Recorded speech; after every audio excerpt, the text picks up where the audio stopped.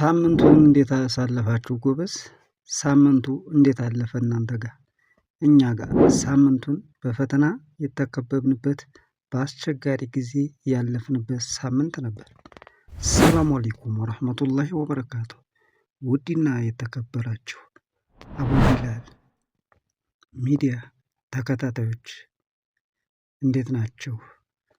አገር ውስጥም ያላችሁ ውጭም ያላችሁ እህቶች ወንድሞች የአላህ ሰላምና እዝነት አይለያችሁ እያልኩኝ ከይቅርታ ጋር ትናንት ነበር መምጣት የነበረብኝ። ትናንት ስላልተመቸኝ እነሆ ዛሬ አላህ ፈቃድ ሆኖ ብቅ ብያለሁ። ቻናሉ አዲስ ስለሆነ ግን እባካችሁ ቻናሉን ሰብስክራይብ በማድረግ ቤተሰብ ይሁኑ። ወደ ጉዳይ ከመግባቴ በፊት አቡ ቢላል ሚዲያ አዲስ ሚዲያ ስለሆነ ሰብስክራይብ በማድረግ ቤተሰብ ይሁኑ። ይሄ ሚዲያ የዛሬውን ሳይሆን የነገውን ማየት ነው። ዛሬ እንዲህ እንደሆነ አይቀርም፣ ነገ ያድግና ይሄ ሚዲያ ለቁም ነገር የምንሰራበት ሚዲያ ነው። ባላ ፍቃድ የታመሙ የምንጠይቅበት፣ መስጊድ የሌላቸውን የምንጠይቅበት፣ ቁርአን መቅራት የማይችሉ ቦታ የምንጠይቅበት፣ ብቻ ትልቅ ቁም ነገር ልንሰራበት የምንችል ሚዲያ ብለን አስበን የከፈትነው ሚዲያ ስለሆነ በአላህ ፍቃድ ማለት ነው። እናንተ ሰብስክራይብ በማድረግ ሀሳብ አስተያየታችሁን በመስጠት ከዚህ ከሚዲያ ጎን ሆናችሁ አግዙኝ። በመሆኑም ወደ ጉዳይ ስገባ ሳምንቱን እኛ ጋር በምን አሳለፍን፣ በምንስ ተፈተን የሚለውን ጉዳይ እናያለን። ከዛ በፊት ግን ትናንት መልቀቅ የነበረብኝን ቪዲዮ ስላልተመቸኝ ትንሽ ጥርሴን አሞኝ ስለነበረ ከልብ አውፍ እንድትሉኝ ጠይቃለሁ። ይህ የትናንቱ ቪዲዮ ስለሆነ ዛሬ መልቀቅ የምችለውን ቪዲዮ ደግሞ ነገ ወደ እናንተ አደርሳለሁ። በመሆኑም ወደ ጉዳይ ስገባ ሳምንቱን በምን ተፈተን? መቼም ዱንያ ላይ ስንኖር ብዙ ችግሮች፣ ብዙ መሰናክሎች፣ ብዙ ስህተቶች አሉ። ግን ከዱንያ ከሄድን በኋላ ለዛ ሰው ዱዓ ወይም አላህ ስራውን ይቅር እንዲለው መጠየቅ እንጂ ከሞተ በኋላ በሞተ ሰው ላይ አንድ ሳምንት ጭቅጭቅ አንስቶ ህዝብን ማወዛገብ፣ ራስን መወዛገብ ምን ማለት ነው? መቼም በሙፍቲ ሞት ሁላችሁም እንደሰማችሁ ታውቃላችሁ። ባለፈ ሳይመቸ ቀረ እንጂ ትንሽ በቪዲዮ ሰርችላችሁ ነበር። ሰፋ ባለ ጊዜ ይዤላችሁ እመጣለሁ ብዬ ሳይመቸ ቀርቶ እንዳልኳችሁ ጥርሴን አሞኝ ስለነበር ዛሬ መገናኘታችን ነው። በሶሻል ሚዲያ መቼም የምትሰሙት ይመስለኛል። በሙፍቲ የተነሳ ብዙ ሙስሊም ማህበረሰብ አወዛግቦታል፣ አከፋፍሎታል። በመሆኑ እኔ የራሴን ሀሳብ ስሰጥ የሰው ልጅ እዚህ ምድር ላይ ለሙስሊም መስራት ያለበትን ሳይሰራ ሊያልፍ ይችላል፣ ወይም አልፈው ሊሆን ይችላል። ዱንያ ላይ ያሉ ትምህርት መስጠት ወይም ስህተታቸውን እንዲያርሙ ያልተደረጉትን ከሞቱ በኋላ ግን እንኳንም ሞቱ፣ እንኳንም እንዲሆኑ፣ እንኳንም እንደዚህ አደረጉ ብሎ መናገር ተገቢ አይመስለኝም። ከዛም ወዲህ ዑለማዎች በሞተ ሰው ላይ ስድብም ሆነ ጥላቻ መናገር በእስልምና ፍጹም እንደማይፈቀድ ተናግረዋል። እኔ በጣም ያጀበኝና የገረመኝ የሙስሊሙ ክፍተት ለጠላቶች ወይም ለዱር አራዊቶች ጥሎናል። ታዲያ የሙፍቲ ሞት አንድ ሳምንት ያጨቃጨቀው ለምንድን ነው? እውነት ትናንት ለኢስላም መስራት ያለባቸውን ሳይሰሩ ቀርተው ነው? አዎ ይህን እኔም አምንበታለሁ። ግን ትናንትና ዱንያ ላይ ያላስተካከሉ ሰው ከሄዱ በኋላ ቀብር ውስጥ እንዲያስተካክሉ ነው ወይስ ምን እንዲሰሩ? ለኔ ጥያቄ ሆኖብኛል። አንድ ሰው ከሞተ በኋላ አላህ ስራውን ይቀበለው ወይም ደግሞ ወንጀለኛም ከሆነ አላህ መሀሪ ነውና ይማረው ተብሎ እንደሚታለፍ ነው የማውቀው። ስለዚህ የሙፍቲ ሞት አንድ አንድ ሳምንት ሙሉ አህለል ሱናውንና አህባሹን ሶስተኛ ደግሞ ሌላ ወገንተኛም ተጨምሮ ሲያጠዛጥዘው ሰንብቷል። የሚገርመው ደግሞ የሚያጅበው አህባሾች ካፊሮች ጎን ነን እያሉ አህለል ሱናዎችን ወሃብያ እያሉ ሲሳደቡና እስልምና ሲያንቋሽሹና ዝቅ ሲያደርጉ ሰንብተዋል። አንድ ሳምንት የተፈተንባት ጊዜ እንዲሁም በህይወቴ በሞተ ሰው ላይ አላህ አጀሉ ደርሶ ወደ ቀብር ከወሰደው በኋላ የሞተን ሰው መኝታ የሚያሳጡበት ሳምንት ለመጀመሪያ ጊዜ በዚች ባለሁባት እድሜ ያየሁባት ሳምንት ነበረች። በመሆኑ የራሴን ሀሳብ ሳስቀምጥ ሀጂ ሙፍቲ ማለት ነው እዚሽ ምድር ላይ ወይም ዱንያ ላይ እንዳሉ ብዙ ስህተት ሰርተዋል። አዎ እኔም አምናለሁ። ስህተታቸውን ግን እዚሁ ዱንያ እንዲያስተካክሉ እንዲያርሙ ቢነገራቸውም ወይም ተነግሯቸው ሊሆን ይችላል። አላስተካከሉም።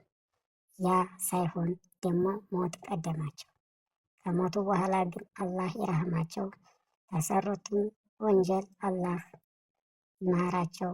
አላህ መሀሪ ነውና፣ አላህ ውለታው ሰፊ ነውና አላህ ይዘንላቸው ነው የምለው እኔ በራሴ። ነገር ግን ብዙዎቹ እንኳን ሞቱ እንኳን ሄዱ እንኳን እያሉ ለጥላቶች ክፍተት በመስጠት ክርስቲያኖች ደግሞ ከጎን ሆነው ሙፍቲን የወደዱ በማስመሰልና ሙፍቲን ያከበሩ በማስመሰል እስልምና ሲጨፈጭፉና ሲሰድቡ ሰንብተዋል። ይህ ደግሞ የአህባሾች ክፍተት ነው። አህባሾች የማይጭሩትና የማይፈነቅሉት የለም። እዚሽ ምድር ላይ እስልምናን ለማጥፋት የማይታገሉት የለም። በመሆኑ ትናንት መስጊድ ሲፈርስ፣ ትናንት እንዲሁም ወሎ ላይ አሁን በቅርቡ ማለት ነው ዑለማዎች ሲገደሉ ወጥተው አልተነፈሱም ነበር።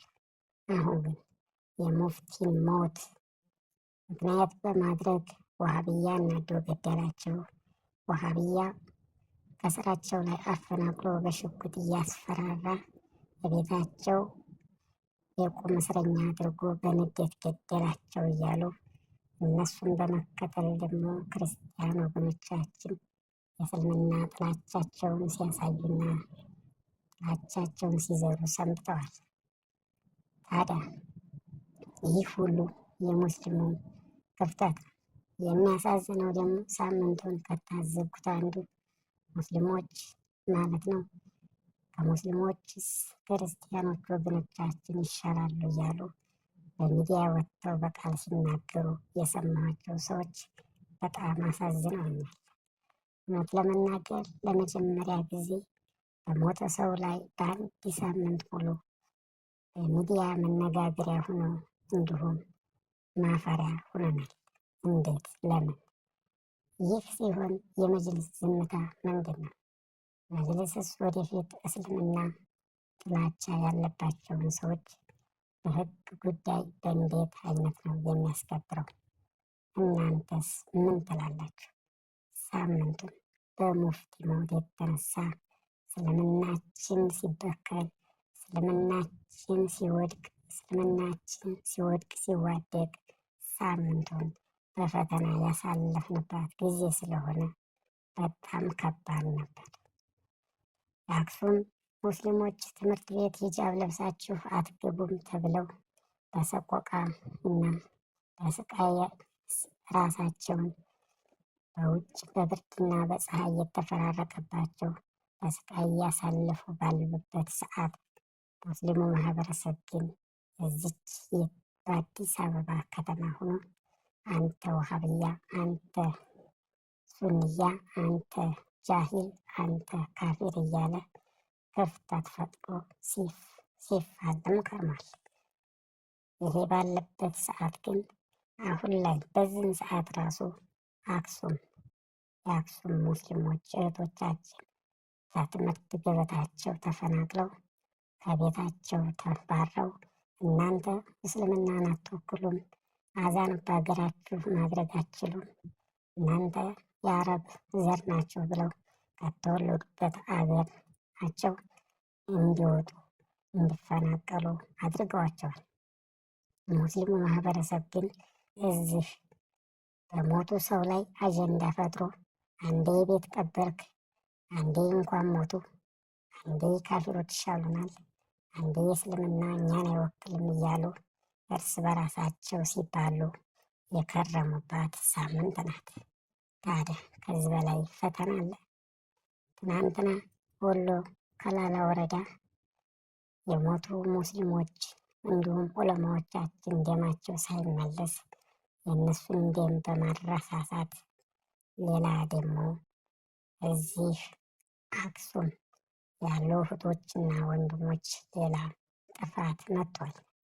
በተወለዱበት አገራቸው እንዲሁም ባደጉበት ደጃቸው እናንተ ኢትዮጵያን አትወክሉም፣ የአረብ ዘር ናችሁ፣ እዛው አረብ ሀገር ሄዳችሁ እዛው መኖር ትችላላችሁ፣ ሂጃብ ለብሳችሁ ትምህርት ቤት መግባት አትችሉም፣ መስጊድም አዛን ማድረግም አትችሉም፣ መሬትም የሰጠናችሁ አዛን ልትሉበት ሳይሆን አርሳችሁ ልትበሉበት እንጂ ብለው ሲያሰቃዩአቸው የሰነበቱበት ሳምንት ነበር። አሁን በዚህን ሰዓት ራሱ ይሄ ጉዳይ አልተፈታም። ለማለት የፈለግኩት አንድን ሰው አላህ አጀሉ ደርሶ ወደ አኼራ በሄደን ሰው ጭቅጭቅ መጨቃጨቁ ቀርቶ ይህንን አይነት ችግር ሙስሊሙ በአንዱ መቅረፍ ሲገባው አንዱ ከአንዱ ጎን አንዱ ከአንዱ ጎን አድርጎ አንዱን ለመጣል አንዱን ለመታገል የሚደረገው በጣም ከባድ ስህተትና ወደፊትም ከሚያስበላ ነው ጎል ከሚከተን እንዲሁም ለጥላቶቻችን ክፍተት ወይም ደግሞ ለጥላቶቻችን ቦታ ከሚሰጠው ማለት ነው አንዱ ይሄ ነው። ስለዚህ ሳምንቱን ለኔ በፈተናና በስቃይ እንዲሁም ደግሞ በሰቆቃና በተሸማቀቀ ሁኔታ ያሳለፍኩባት ሳምንት ነበረች። እውነት እናንተስ ምን ትላላችሁ? ሀሳብ አስተያየታችሁን ኮሜንት ላይ አስቀምጡልኝ። እውነት የአክሱም እህቶቻችን በሀገራቸው መማር እየቻሉ ሙስሊም በመሆናቸው ብቻ ሲገለሉ መጅሊስ ዝም ብሏል። ሙስሊሙ ማህበረሰብ በሌላ አጀንዳ ተጠምዷል።